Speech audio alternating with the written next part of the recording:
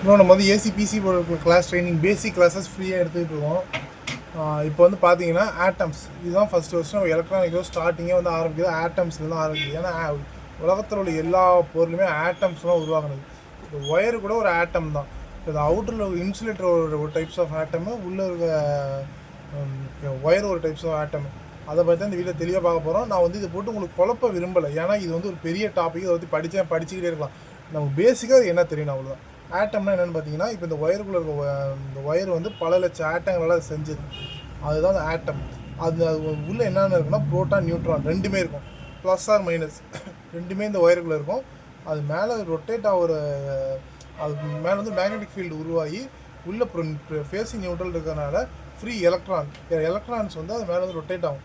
இதுதான் வந்து கான்செப்ட். இது வந்து ஒரு சயின்ஸ் மாதிரி. இதை வந்து நீங்கள் நம்ம அதை பற்றி தெளிவாக தெரியுங்கிற அவசியம் கிடையாது. ஆமாம், மைனஸும் ப்ளஸ்ஸும் தான் அது வந்து இழுக்கும், ப்ளஸ்ஸும் மைனஸும் ஒன்றா ஜாயிண்ட் ஆகும். அதுவே வந்து ப்ளஸ் இருந்துச்சுன்னா ஆப்போசிட் டைரெக்ஷனில் வந்து புல் பண்ணும். இதுதான் வந்து நம்மளோட ஒயரு. இந்த ஒயரில் வந்து பல லட்சம் ஆட்டம்ஸ் இருக்குது. ஓகே, இந்த ஆட்டம்ஸ் இருக்குது. அந்த ஆட்டம்ஸோட அவுட் லேயரில் வந்து ஒரு ஃபார்ம் உருவாகும், அந்த எலக்ட்ரான்ஸு.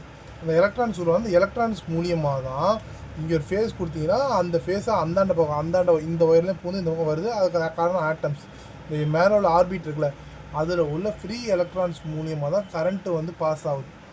இப்போ இந்த வேவ்லேருந்து இந்த வேவ் எலக்ட்ரான்ஸ் பாஸ் ஆகும், இந்த இதுக்கு பாஸ் ஆகும். அதே மாதிரி இப்போ இதில் ஆட்டம்ஸ் இருக்குல்ல, ஒவ்வொரு ஆட்டம்ஸ் மூலியமாக தான் பாஸ் ஆகி கரண்ட்டு போகுது.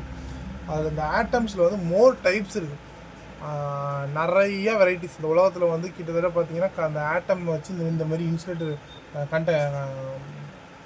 இது வந்து ஏகப்பட்ட வெரைட்டிஸ் இருக்குது. அதில் நமக்கு இப்போ இந்த எலக்ட்ரானிக்ஸ் நமக்கு என்னென்ன யூஸ் ஆகணும் பார்த்தீங்கன்னா, ஃப்ரீ எலக்ட்ரான்ஸ். இதுதான் முக்கியம். இதனால் ஃப்ரீ எலக்ட்ரான்ஸ் சொல்கிறோம்னா, இப்போ வந்து இந்த ஆர்பிட்டை சுற்றுதில்ல எலக்ட்ரான்ஸ், இது வந்து ஃப்ரீ எலக்ட்ரான்ஸ். இதெல்லாம் வந்து இதுக்குள்ளேயும் சுற்ற முடியும், இதில் ஃபோர்ஸ் கொடுத்தா வெளில போய் இதால் ஒர்க் பண்ண முடியும். அதனால் அது பேர் ஃப்ரீ எலக்ட்ரான்ஸ். இந்த ஃப்ரீ எலக்ட்ரான்ஸாக நம்ம வந்து கரண்ட்டை வந்து ஒரு பம்ப் கொடுத்தா அதுதான் போகிறது, அது பேர் தான் ஃப்ரீ எலக்ட்ரான்ஸ்.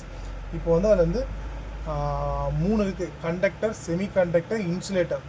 கண்டக்டர்னா என்ன? இப்போ இதில் கண்டக்டர்னு போட்டுருக்கு. கண்டக்டர்னா என்ன? இந்த ஒயர் இருக்குல்ல, இந்த ஒயர் தான் இந்த கண்டக்டர் மெட்டீரியல். இது நீங்கள் பவரை கொடுத்தீங்கன்னா ஈஸியாக வந்து இதில் போகும்.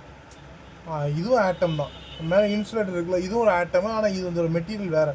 அதனால் இதோட ஆட்டமோட ஃபங்க்ஷனும் ஸ்லோவாக இருக்கும், ரொம்ப ஸ்லோவாக இருக்கும். அதனால் இன்சுலேட்டர். இதில் வந்து கரண்ட்டை வந்து பூந்து போக முடியாது. Okay, insulator.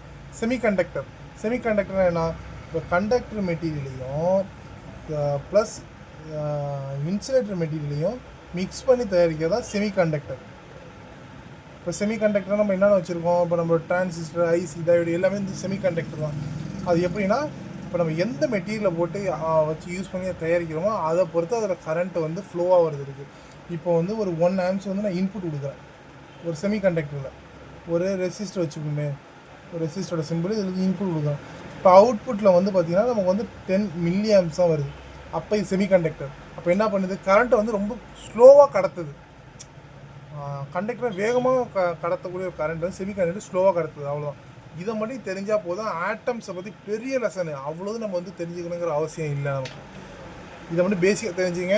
ஆட்டம்னா என்ன? ஆட்டம்னா அந்த ஒயர் எல்லாமே ஆட்டமில் உருவானது. ஆட்டம் வந்து ஃப்ரீ எலக்ட்ரான்ஸ்னால் ஆர்பிட்டில் சுற்றுற எலக்ட்ரான் வந்து ஈஸியாக மூவ் ஆகும். ஒரு ப்ரெஷர் கொடுத்தாலே போதும். ஒரு ப்ரெஷர் கொடுத்தா இதுலேருந்து அடுத்த எலக்ட்ரான் மூவ், அதில் அடுத்த எலக்ட்ரான் மூவ் ஆகும். ஓகே, அதில் வந்து நமக்கு ஃப்ரீ எலக்ட்ரான்ஸ் என்ன பார்த்தீங்கன்னா கண்டக்டர், இன்சுலேட்டர், செமிகண்டக்டர். கண்டக்டர்னால் ஈஸியாக கரண்ட்டு பாஸ் ஆகக்கூடிய ஆட்டம்ஸு. இன்சுலேட்டர்னால் கரண்ட்டு இந்த எலக்ட்ரான்ஸ் ஈஸியாக பாஸ் ஆக முடியாத ஆட்டம்ஸு. செமிகண்டக்டர்னால் இதை வந்து சேர்த்து மிக்ஸ் பண்ணி தயாரித்தது தான் செமிகண்டக்டர். செமிகண்டக்டர்னால் ஒரு 1 amps கொடுக்குறீங்க, ரெசிஸ்டன்ஸில் செமிகண்டக்டர் தான். இப்போ 1 amps கொடுக்குறீங்க, அது அவுட்புட் வந்து 10 mA தான் கிடைக்கிது. அதுதான் வந்து நம்ம வந்து செமிகண்டக்டர் அப்படிங்கிறோம்.